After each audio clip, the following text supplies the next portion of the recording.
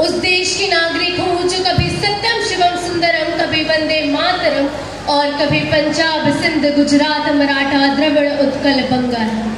उस देश की नागरिक हूँ जो हर ठुकराए हुए की शरण स्थली बन जाता है और 7 समंदर पार परदेशियों को भी अपने भाइयों एवं बहनों को कर संबोधित करता है। यही प्रेम की पूज्य भूमि भारतवर्ष कहलाता है, भारतवर्ष कहलाता है। आदरणीय प्राचार्य महोदय, मुख्य अतिथि महोदय, शिक्षकगण, अभिभावकगण एवं मेरे प्यारे भाइयों एवं बहनों, आप सभी को मेरा नमस्कार। आज मैं आस्था सोनी 11वीं मानविकी की छात्रा गणतंत्र दिवस के शुभ उपलक्ष्य पर अपने कुछ विचार प्रकट करने जा रही हूँ। भारत को गणतंत्र हुए 74 वर्ष पूर्ण होने पर मैं सभी देशवासियों को ढेर सारी शुभकामनाएं और बहुत बहुत बधाइयाँ देना चाहती हूँ। आज का ये दिवस ऐतिहासिक दिवस है। ये विनय पढ़ाओ एक नई राह, एक नए संकल्प और एक नए सामर्थ्य के साथ कदम बढ़ाने का ये शुभ अवसर है। आज़ादी के इस जंग में गुलामी का पूरा कालखंड संघर्ष में बीता है। हिंदुस्तान का कोई कोना ऐसा नहीं था, कोई काल ऐसा नहीं था जब देशवासियों ने सैकड़ों सालों तक गुलामी के खिलाफ जंग ना किया हो, जीवन ना खपाया हो, यातनाएं ना लिया हो, आहुति ना दी हो। आज हम सभी देशवासियों के लिए ऐसे हर महापुरुष को, हर त्यागी को, हर बलिदानी को नमन करने का शुभ अवसर है। उनका रंग स्वीकार करने का भी अवसर है।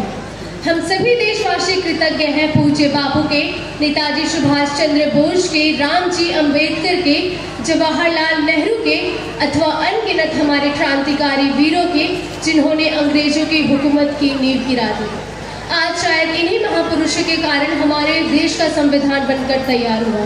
इनमें से सबसे अधिक योगदान डॉक्टर राजेंद्र प्रसाद का था, जिन्हें ना जाने कितने देशों का संविधान वो जुबानी याद था। भारत को गणतंत्र हुए 75 वर्ष पूर्ण होने पर आज हमारे देश के लिए ये बहुत ही महत्वपूर्ण दिन है। आज का दिन ही था जब हमारे देश का संविधान लागू हुआ। हमारे देश का संविधान एक मूल अधिकार और हमारे देश का संविधान एक अद्भुत दस्तावेज है। हमारे यहाँ कहा गया है, प्रत्येकम क्षणम शिक्षण ध्यानयो कृते महत्वपूर्ण भवति, प्रत्येकम क्षणम संपत्ति संपादकम कृते आवश्यकम भवति, एकैकशः वपेन ज्ञानम प्राप्तुम न शक्यते। अर्थात विद्या ध्यान के लिए एक एक पल जरूरी है, एक एक क्षण बर्बाद करके ज्ञान हासिल नहीं किया जा सकता। और आज़ादी का ये समय भारत की विकास यात्रा में सकारात्मक योगदान का समय है। आज हमारे भारत की ये स्थिति है कि आज हमारा भारत विश्व का 5वां इकोनॉमी है।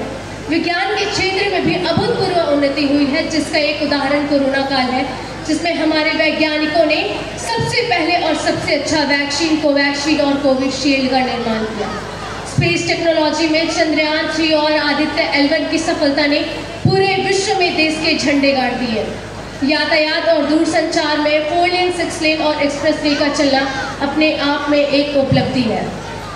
जम्मू कश्मीर में आर्टिकल 370 का हटना और 22 जनवरी को राम मंदिर का उद्घाटन होना, ये हम भारतीयों के लिए एक बहुत बड़ी बात है। हमारी प्राचीन सभ्यता पुनर्स्थापित हुई, श्री राम राज्य की कल्पना पुनर्जीवित हुई।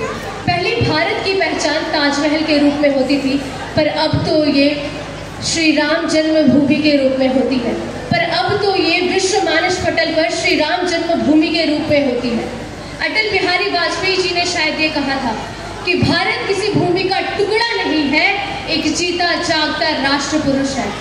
अटल जी ने कहा था कि ये वंदन की धरती है, अभिनंदन की धरती है, ये अर्पण की भूमि है, ये तर्पण की भूमि है। हम जिएंगे तो इस भारत के लिए और मरेंगे तो इस भारत के लिए, और मरने के बाद भी गंगा जल में बहती हुई हमारी अस्थियों को कोई कान लगाकर सुनेगा तो एक ही आवाज आएगी,